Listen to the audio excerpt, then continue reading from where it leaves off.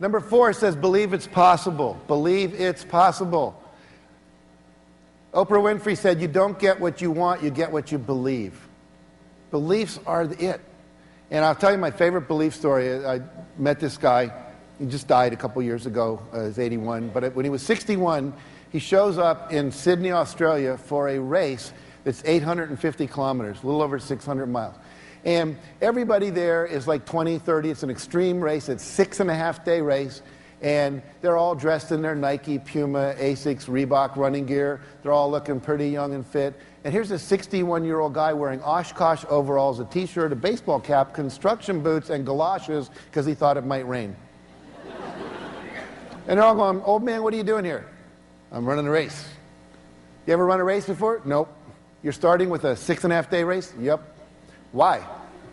It was free on my schedule and I always wanted to run a race. What makes you think you can do this? Do you ever run a marathon? No. Do you ever have any training? No. Do you ever work with a coach? No. Well, I'm a farmer, and I have to chase my animals around because I don't have a tractor or a horse. And I herd them. Sometimes there's storms coming in, and I got to run over here and get the cows. And I might be out there for 24 hours. I think I can run. So the race starts, and they all take off, and they're really fast. And here's Cliff, like this. They later dubbed it the Cliff Young Shuffle.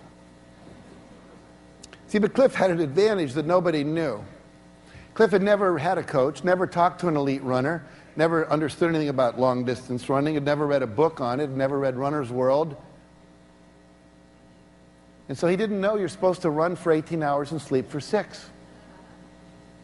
So that night, when everyone was so far ahead of him, they went to bed, he was so far behind him, he didn't know it. That night, he just ran right by him. And Cliff ran nonstop for 5.5 days, never sleeping, and broke the record by 12 hours. 61 years old.